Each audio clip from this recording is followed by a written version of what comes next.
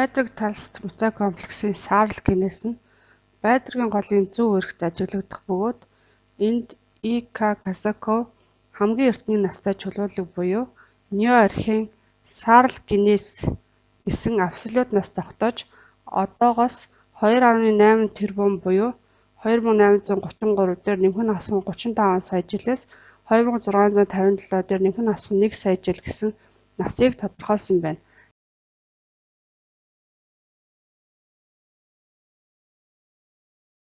Найрлагын хувьд кварцын судлаар цэцэгдсэн параллель судлууд үдлэг дайкууд бүхий амфиболийд саарл гэнээс тал санар зэргээс тогтдог.